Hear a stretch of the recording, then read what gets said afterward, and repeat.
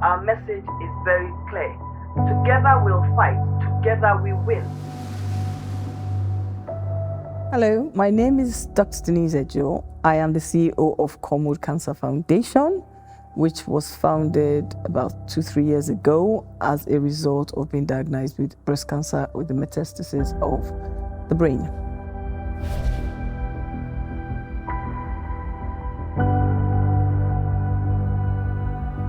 I am fortunate, and I use the word fortunate because I am a dual national.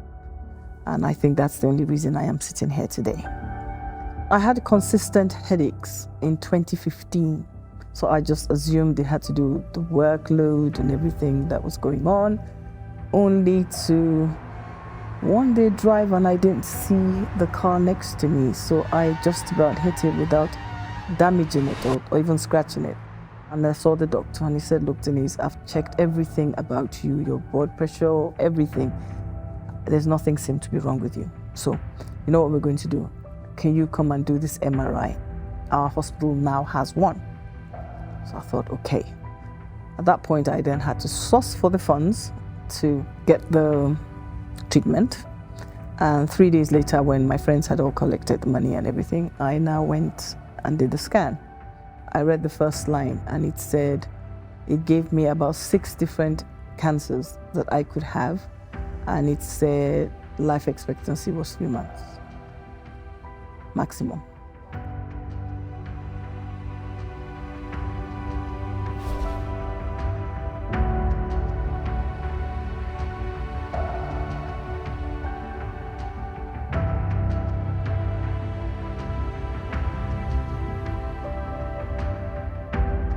That was my start of my journey, or my cancer journey in 2016.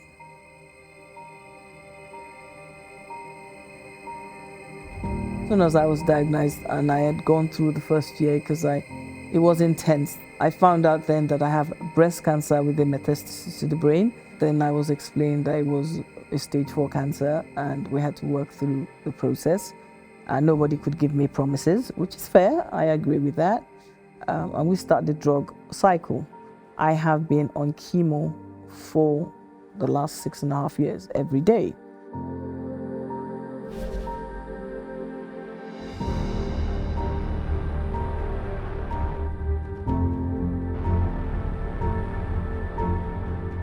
There's still no access to treatment in Nigeria, even as of today, except you have money. And I realized I didn't have it. So I am very factual about it. If I had remained in Nigeria, I would have died that year. I am one of the very fortunate ones to be alive for somebody who comes from a low middle income country. For those of us from low middle income countries, one of the things I'd like us to recognize is there are less than 70 oncologists in my country, Nigeria, with a population of over 200 million. So our challenges are real. We have one PET scan machine, which is privately owned, and it costs £500 for anybody to get treated. I'm trying to show where we are. We don't have any palliative centers. When you look at the treatment options, we have very limited treatment options. I would say a lot of us don't access the drugs easily. We don't have access to the equipment or the tools and the things that you need to be able to get. There's this multidisciplinary treatment process that is globally recognized. What happens to your mental health? What happens to your physiotherapist? What happens to your occupational therapist? What happens to your counselor? All those are extra funds that the people don't have.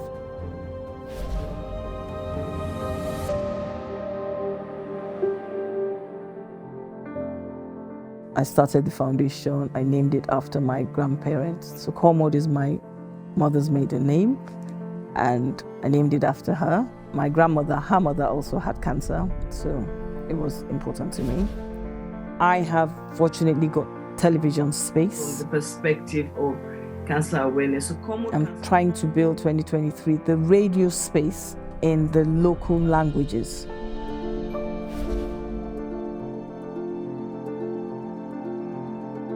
I appeal to everyone, remember, we have also got a right to live. We're going through it. We need you to recognize that as you have rights to live, help us to be able to have a right to live. Thank you.